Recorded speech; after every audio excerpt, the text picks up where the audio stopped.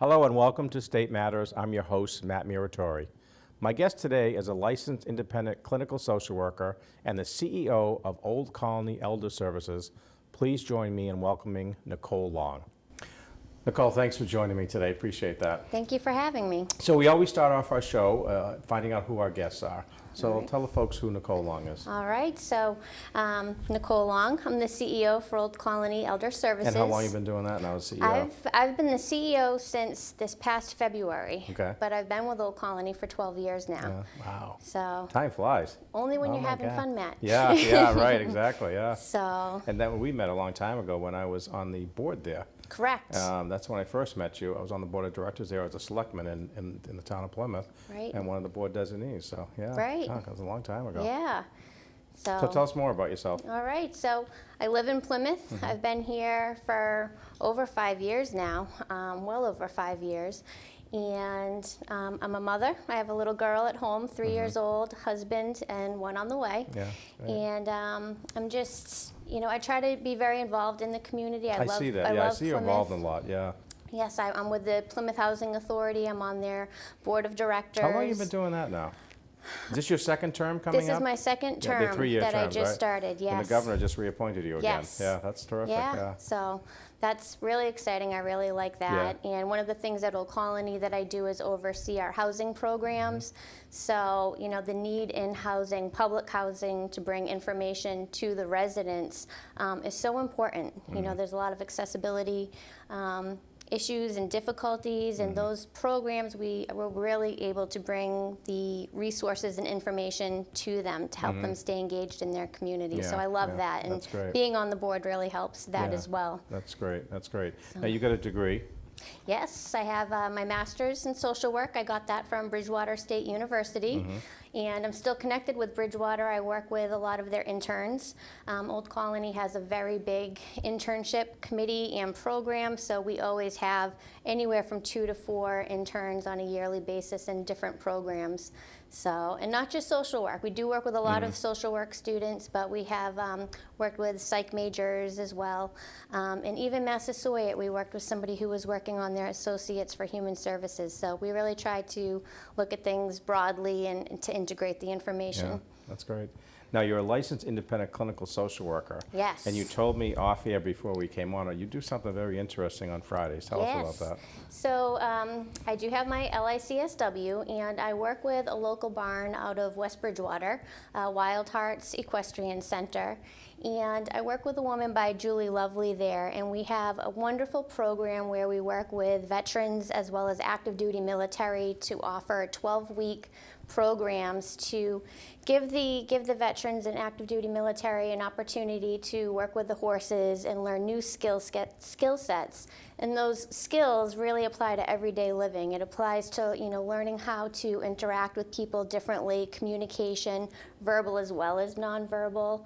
And it's a really unique opportunity, different than your typical counseling and medication and all of that is so often offered. So it's really unique. That's Wild Hearts out of West Bridgewater. That's terrific, that's terrific. Now, you and I are both members of the Plymouth Networking Group for Seniors. Yes. Yeah, tell us about that. Oh, the PNG, it's a phenomenal group. You have a lot of fun. It's a group of professionals who in one way or another all serve older adults in Plymouth County.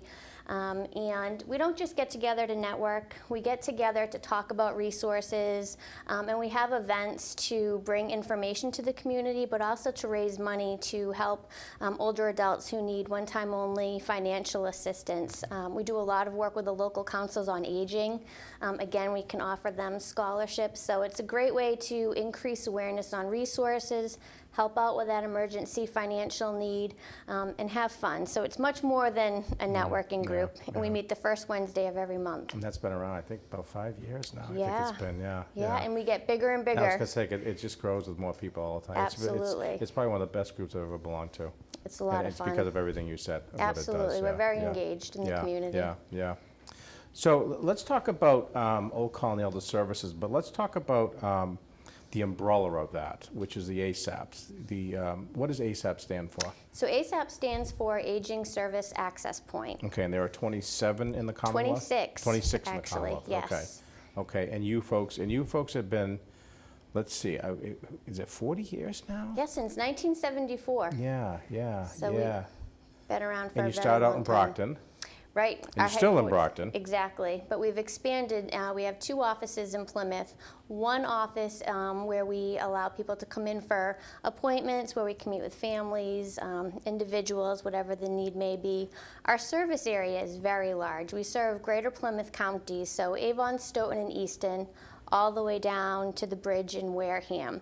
And our Mass Health funded programs go even further than that. So we felt that, to be accessible to the community and to our consumer base, especially the southern part, that having the additional offices in Plymouth was really important to help increase. So where are they in Plymouth? I know you're on South Meadow, but where's the second one? South Meadow Road is the primary one, and Okay. then we're also on Allerton Street, but that's small, and we don't usually have any appointments there. Okay. So, so talk about what Old Colony does. What's the purpose of it? What's the mission of it? So our mission is to support the independence and dignity of older adults, elders, caregivers, and individuals by providing essential information and services to support their aging needs. And I really want to highlight we serve people of all ages. People hear Old Colony Elder Services and they think that we just provide services to, elderly people. We don't. We work with people of all ages. I mentioned caregivers, but we also work with people of all ages who have various disabilities. In our personal care management program, for example, we have infants enrolled. So really, we cover a large gamut. Talk about that a little bit more. So we're part of 2 aging and disability resource consortiums, and so that allows us to partner with independent living centers and other organizations who primarily serve people with disabilities. And we've really worked together to collaborate and bridge our resources so that we're able to be accessible to the full spectrum of people and their full spectrum of needs. So in the personal care management program, that's a Mass Health funded program where we're able to work with an individual or a family and access funding so that they can get paid to provide care to their loved one. Unfortunately, spouses can't be paid, but we are able to work with other family members or friends because we know that people often have needs and they have someone in their life that they're already comfortable with meeting those needs and working with. So it's a great way to support that. Why do you think spouses aren't able to get paid for it? What's the thinking behind that, do you think? I don't know. That's something that I've always struggled with in understanding because, primarily it is the spouse that's providing care. When I first started with Old Colony, it was in the Family Caregiver Support Program. And it's when you work with caregivers of all ages to provide this essential information to support their ability to provide that care and to support the caregiver in coming up with a short-term plan and a long-term plan. That program is free, I just have to say. But I worked with so many spouses. That was the majority of caregivers. And it was very frustrating because they weren't able to work full-time, and they were making the sacrifices to care for their loved one. And it would have been great to offer, that incentive or that personal care management program to help support that. But, that's an area where we work with our local representatives and senators to try to advocate to get, regulations changed, such as that. Yeah, that's something that I think we're going to look at that because that just doesn't seem to make sense. Right. So talk about some of so it's interesting because I remember being on the board and always hearing you had to be 60 years old or older to access services, but it seems to have expanded over the years. Right. Why is that, do you think? Well, we offer so many programs. Yeah. So our home care program is just one of the many where we do work with individuals that have to be 60 and older to, we work with those individuals to get services in the home. So we have a variety of contracted providers throughout our entire service area who, once our care management team completes the assessment process, we're able to determine how many hours of care, whether it's personal care, homemaking, home health aide, maybe it's light meal preparation, laundry, the full gamut. Once we determine what their needs are and what they're eligible for, we'd work with the contracted providers to get the services in the home. So again, that's one program where the eligibility is 60 and older. But if you were under 60, we could look at our personal care management program as one example, or we would work with one of our independent living centers to see if they had services available or access to services. So that's one way we all work together in a seamless way to try to meet the needs. So with the home care program, then, how does one qualify for that? So you have to be 60 or older, Right. and then you have to have a need eligibility. So you have to need assistance with, perhaps it's bathing. Maybe it's not hands-on assistance. Maybe it's just supervision with bathing Queuing or or something, meal yeah, prep. yeah, Exactly. So if there's that need, and then there's a need for meals, that would make someone eligible. How about financially? Financially, it's based on a sliding scale. So, and we're really happy the Executive Office of Elder Affairs has worked with us to really open up it used to be called the Respite Over Income Program. So people who have a higher income at one point had to have a primary caregiver to be eligible for these services. But over the last few months, that's actually been lifted. So our income guidelines have expanded. So basically, depending on where your income falls on the spectrum determines what your co-payment would be. So there is a co-payment with everyone on that? Yes, Okay, there is a okay. co-pay. Is there a limit on how much people can make? There is, well, it's over income now. So if you made, over the subsidized scale, Okay. you would be considered to be in the over income program, and maybe you would pay full price. But one thing I really want, people to understand is that when you're working with Old Colony, and if you are paying full price, you're getting the rate that Old Colony has with our contracted providers. Which is a better rate, I know. So it's a reduced rate. Because I talk to some of your providers who don't appreciate the rate they get, but they like the business, though. Absolutely. And, the other piece to that is that family who's paying that rate also has access to our care management team and our nursing team. So they have that person to help coordinate the services and navigate any issues, and also work with the family as the care needs change, to look at other programs and just help, understand and work through the whole spectrum of services available. That's really good to know, because it's almost like if you're over 60 and really need some services, it's like a one-stop shopping. Absolutely. Call you folks, whether you have money or not. Absolutely. Call, and you can find out about all the services available. And it's more than just the services in the home. I tell people all of the time, we have a wealth of information. This system is constantly changing, as you know.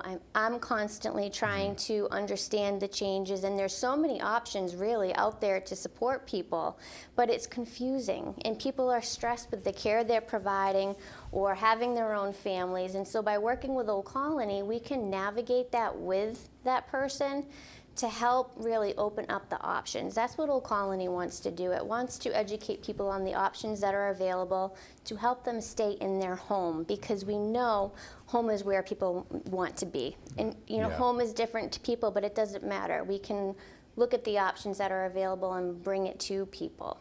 And you can also bring it to people, like you said, home. It could be at home, or they could be at independent housing, or they could be in assisted living. Right. Would you go to nursing homes too if they were there? We've worked with a lot of people. We have a wonderful transition program and options counseling program. So at one point there was this program called Money Follows the Person. I remember that, yeah. Right, and in that program, we helped transition 227 people out of a nursing home because their needs had been met, and they wanted to go home. They had a place to call home, and so with our team, we were really able to help pull together a plan to make that possible. So, and we still work with nursing homes, and we work with rehabs.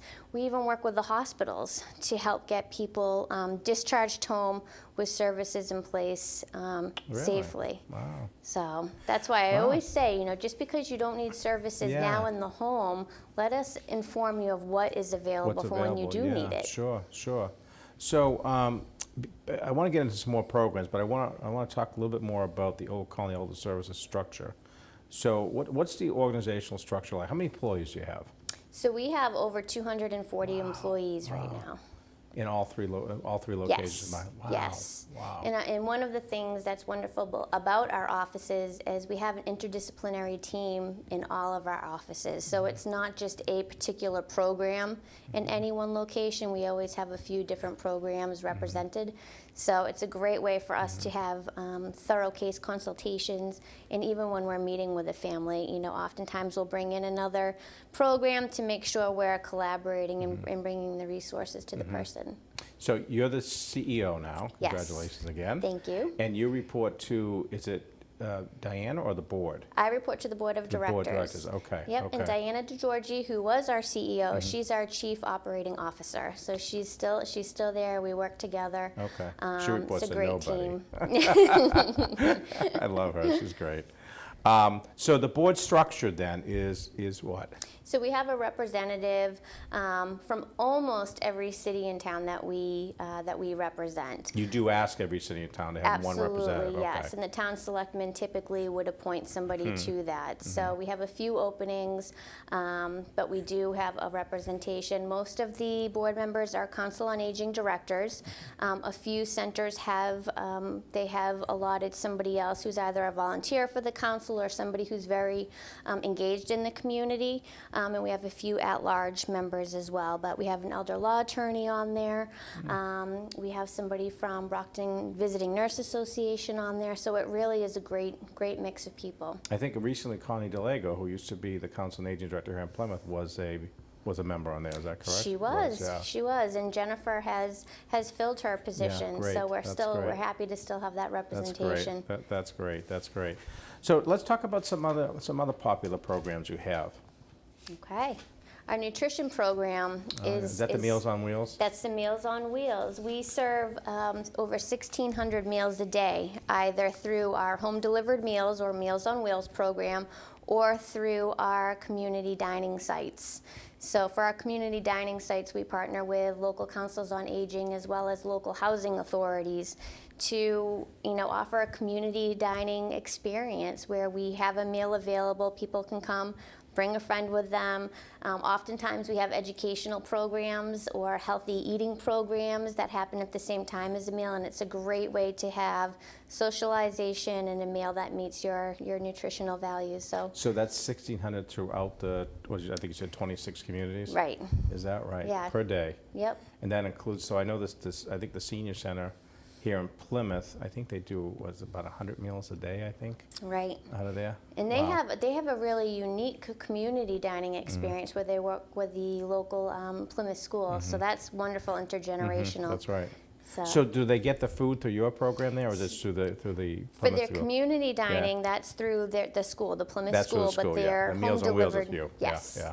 Yeah. And how is that food going? Because I know food's a big thing for seniors. It is. And I remember being on the board several years ago, and there was talk about the vendor that was there and probably had to be changed. I think it was changed. It was But how's that going? So, it's in general, it's going very Yeah. well. You'll There's never always satisfy a 'em few all, yeah. items that we try not to have Yeah. back on the menu, but that program is really it's difficult. The funding is very limited, so a lot we try to do through commodities, so that Executive Office of Elder Affairs is able to get us special deals on certain items, and if we buy in bulk, so Old Colony, I'm proud to say, is very creative and very flexible in our meal menu planning, but there's always, the standard items that we have to use. So we have as much flexibility as we can, but there is some guidelines that we have to work in.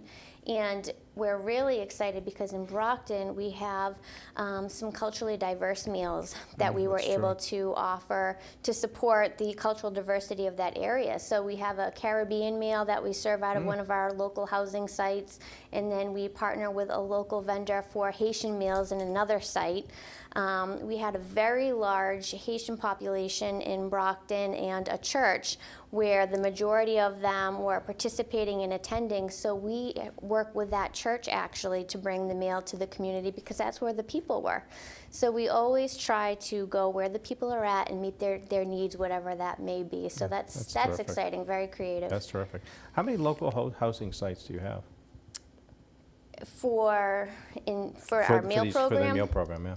Oh, we have, I know Plymouth and Brockton has one. The majority is with the councils on aging. Yeah, but it's just, okay, so those are the housings you Yeah, have, and though. for Brockton though, for example, we work with four or five okay. of their housing sites. Now, what's your involvement with So- the Plymouth Housing as an Old Colony Elder Services? So we have a supportive housing program Okay. with Yeah, talk about that a little bit. Yeah. So that's a wonderful program that we have with Plymouth and Brockton Housing Authority.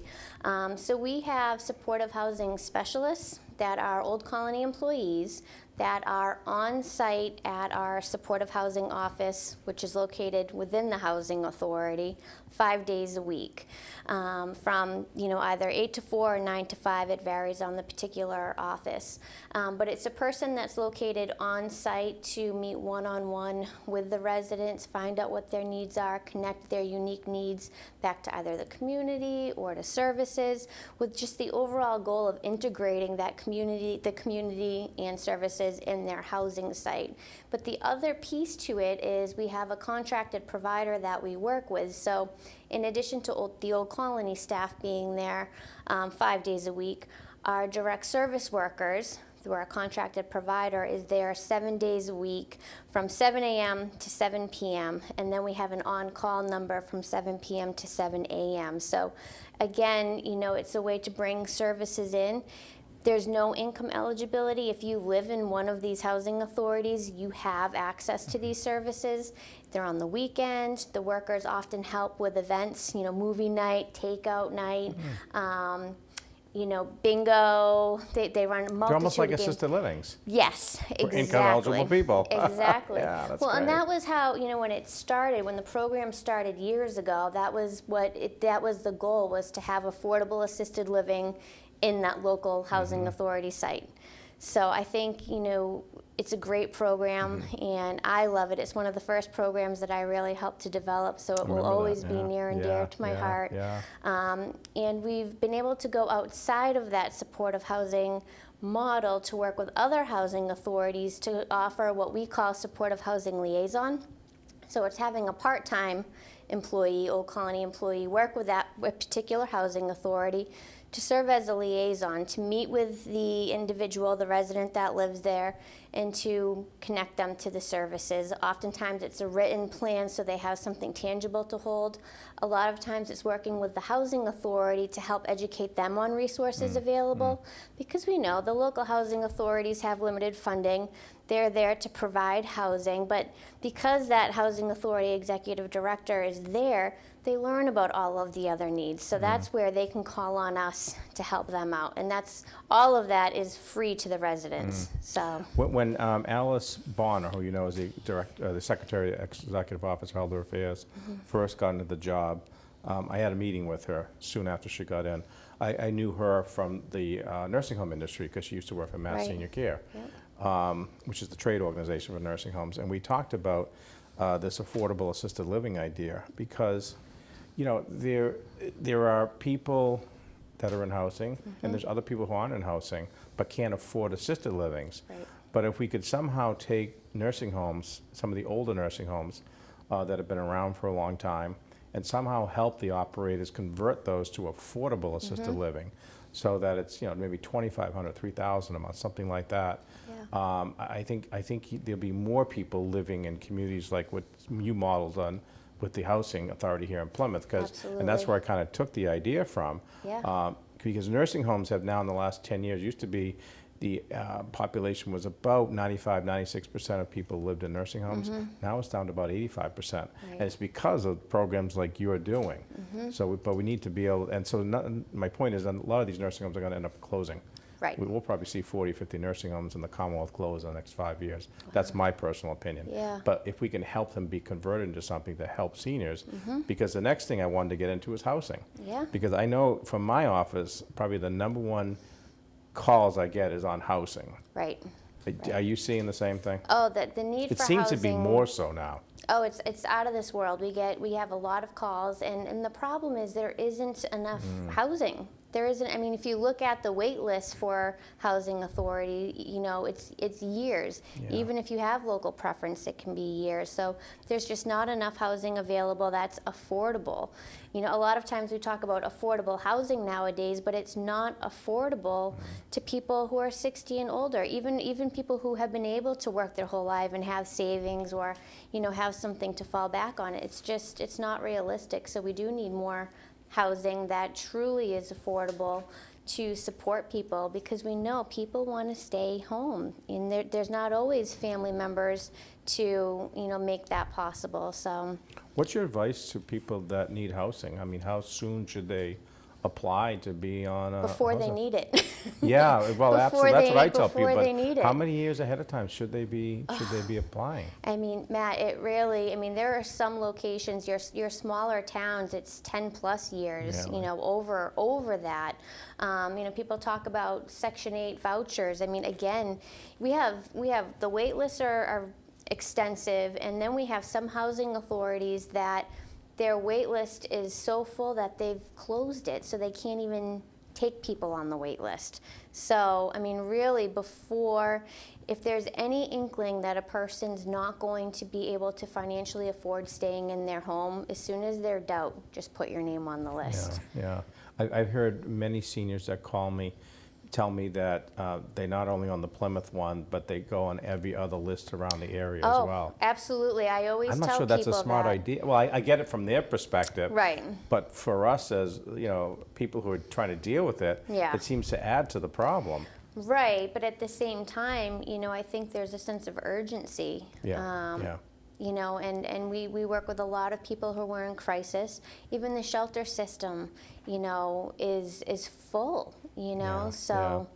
Well, that's probably another idea, taking some of these older building nursing homes and converting them into some sort of housing for people as well. Right. Because I think the need is getting greater because the population is aging well. Absolutely. I think in Plymouth alone, I think Connie DeLago used to say this, I think we average about 60,000 people in Plymouth, and I think about 18,000 are over the age of 65. So Oh, yeah. yeah, so it's only going to get higher. Last year alone, we served over 23,000 people in the community. Wow. 2 years ago, it was over 18,000. Wow. So, Wow. the population is just getting bigger. Yeah. Well, we're just about out of time. If people want to get a hold of you or the Old Colony, how do they get a hold of you? So our phone number is 508-584-1561. We're also on the website. We have a great website, I think, www.ocesma.org. And we have a Facebook account, so that's OCESMA as well. That's terrific. That's right. And people can contribute too, is that right? Absolutely. Because you're a 501c3, I believe, so they We can are. contribute. Yeah. And good. one of our primary fundraisers is coming up, Giving Tuesday. So Oh, terrific. Yes. Good. So Good. check us out online, and you can find that information as well. Great. Well, it's always nice seeing you. Thank you so much for coming on today. Thank you. We really appreciate it. Thank you.